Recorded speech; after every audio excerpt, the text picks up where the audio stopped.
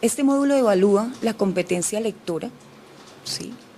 Pero es una competencia lectora que, como su nombre lo indica, busca la lectura crítica del futuro profesional. ¿Qué estamos entendiendo por lectura crítica? Es la lectura que permite que el lector dé cuenta de las relaciones que se presentan entre esas dimensiones discursivas del texto y el marco sociocultural que lo sostiene. Todo texto responde a una situación de comunicación y en esas condiciones, evidentemente, circula a través de esas líneas de palabras nociones discursivas, perspectivas, puntos de vista que van a ser resueltos en la estructuración del texto.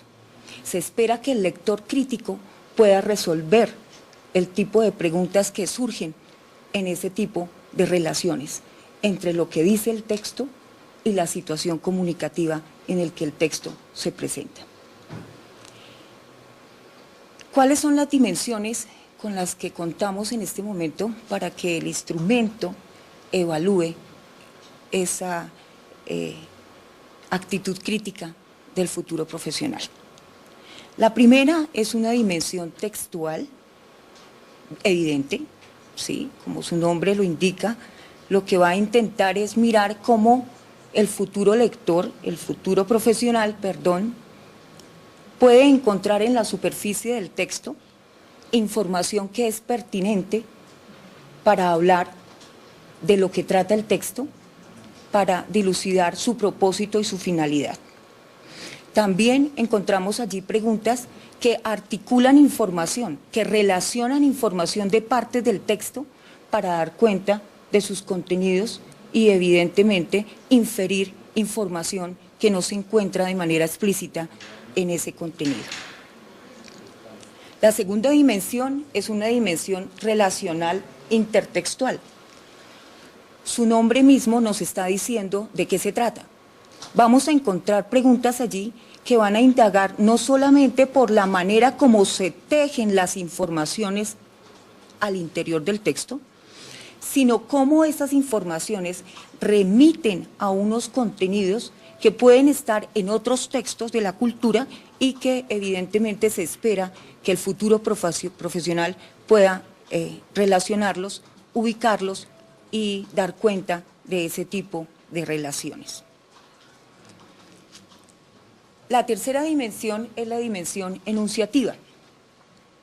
También, como su nombre lo indica, está tratando de buscar o de dar cuenta mejor de todas esas relaciones que se presentan entre quien enuncia el texto, lo enunciado y el posible enunciatario. ¿Qué significan estas palabras? Quien habla en el texto, lo que dice y el futuro lector de ese texto.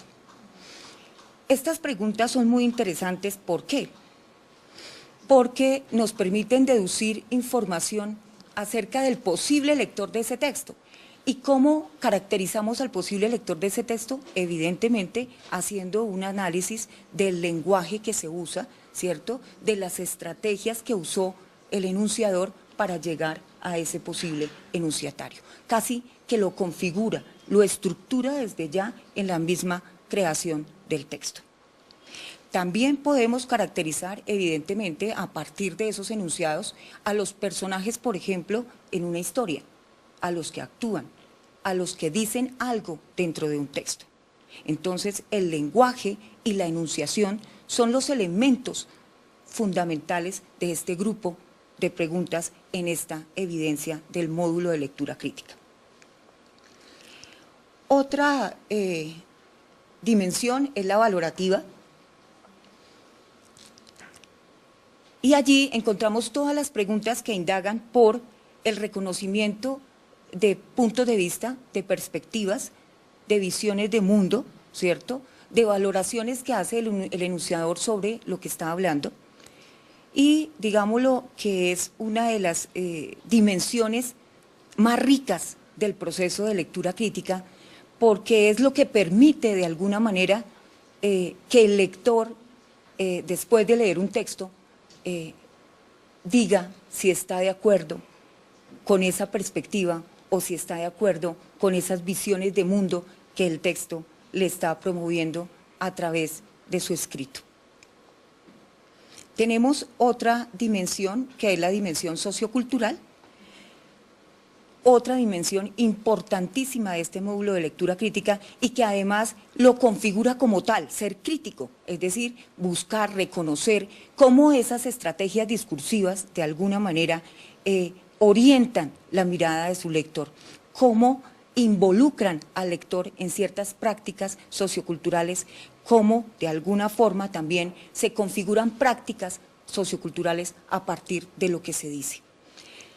Es importante anotar que cada una de estas dimensiones vistas hasta este momento no requieren de ese conocimiento especializado de las diferentes áreas del conocimiento, sino que están encaminadas a que cada uno de los profesionales, independientemente del área de desarrollo, ¿cierto?, pueda lograr encontrar en cada texto una perspectiva, una mirada, una visión de mundo que cuestionar o que admitir dentro de su propia experiencia de vida comunicativa. Tenemos algunos ejemplos que podríamos mostrar. Hay un texto, si usted encuentra este texto en cualquier parte y lo lee, ¿cierto? En la cola reside indudablemente el equilibrio físico y creo que también el sentido del equilibrio intelectual de los mamíferos. Me dicen que un perro sin cola es incapaz de pasar un puente estrecho. Esto, aun cuando no fuera cierto, es verosímil y lógico. La cola es para el animalillo como la palanca que el bailarín lleva en la cuerda y que le ayuda a distribuir las fuerzas y los pesos. Ahora bien, un perro sin cola es, además, el pequeño ser melancólico y chiflado por excelencia, ambulante y lleno de caprichos. Parece que un eje secreto se ha roto en él, que falta a su vida una dirección precisa, que su existencia ya no tiene razón de ser porque ha perdido su fin ideal.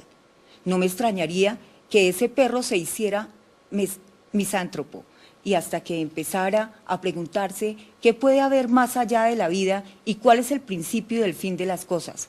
Claro, el infeliz ha perdido el sentido del equilibrio intelectual, se ha desorbitado, es casi un hombre.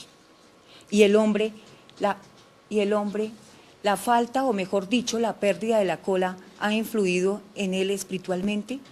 ¿Por qué entonces afirmaba Pascal que el hombre es el único ser imperfecto y el doctor Garavito que el hombre es un animal loco? Sí, el hombre es un animal loco e imperfecto. Una ruptura primordial lo ha descentrado. El hombre tiende siempre a salirse de la órbita que le ha sido designada en la naturaleza. La sabiduría y la perfección de los otros animales, sobre todo de los que tienen la cola, está en el sometimiento inconsciente y maravilloso de su destino. El caballo, por ejemplo, nunca desearía dejar de ser caballo. Tranquilo y feliz, vive sujeto a su sino, es perfecto. El hombre, en cambio, trata de modificarse a sí mismo, lleno de ansias infinitas, complicando su existencia cada día. Solo en él se encuentra el descontento metafísico, la inconformidad trascendental. Solo él no es feliz. Es un texto muy rico. Pero ¿qué es lo importante de ver en este texto? ¿Cuáles serían las preguntas que uno le haría a un lector para reconocer si ha logrado interpretar de alguna forma lo que el texto traduce de la vida, lo que el texto traduce de lo que quiso ver quien de alguna forma tomó la cola como núcleo y centro para hablar y hacer una crítica de lo que es el hombre? Una pregunta sencilla, de simple reconocimiento, es ¿de qué trata el texto?, ¿cierto? Aquí la pregunta es, ¿qué es la cola? ¿Qué es el título La cola con respecto a todo lo que hemos dicho o todo lo que hemos leído en ese texto? Yo podría decir en grado 9 o en grado 11 que es el tema central del texto, ¿cierto? Pero un lector crítico ya diría que ese es solo un tópico y una herramienta para llevar a cabo, ¿cierto?, un desarrollo argumentativo alrededor de una perspectiva sobre el hombre. Eso sería lo que uno esperaría de respuesta a ese texto. Sé que no la encuentran así en el módulo, pero es importante que hagamos la corrección desde ya.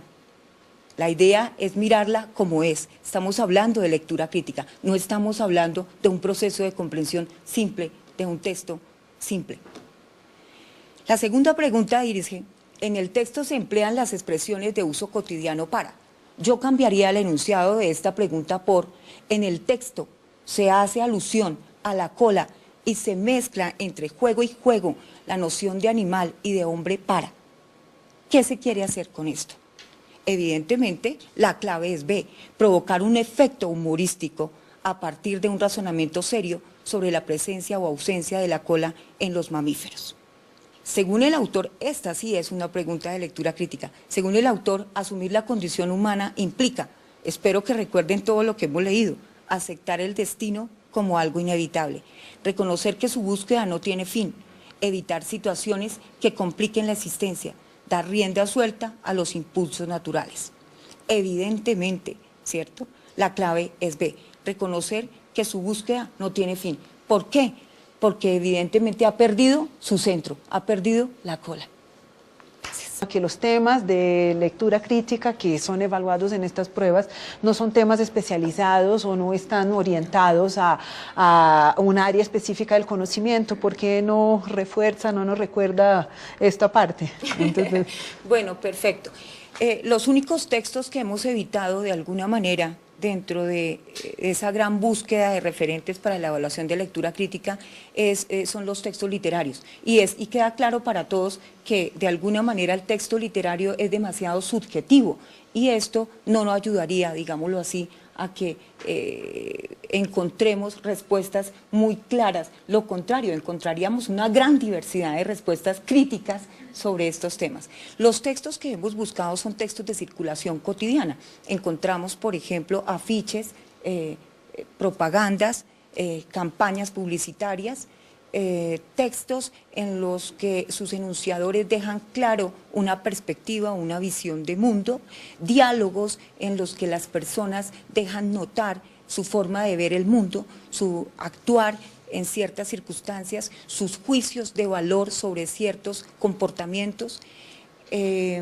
También tenemos noticias tomadas de los periódicos, de los diarios comunes y corrientes, porque allí también encontramos de alguna manera juicios de valor sobre los comportamientos cotidianos de la gente. ¿No es algo difícil esperar una respuesta única para una competencia en lectura crítica? No, no es difícil. Cuando hay una estructuración del texto, yo creo que el gran trabajo que se aplaude justamente de un instrumento de evaluación es ese, el lograr que en medio de tanta interpretación y de tanta, digámoslo así, posiciones frente a las lecturas, podamos extraer del texto eso que hace posible que en una pregunta usted pueda tener una respuesta concreta y única.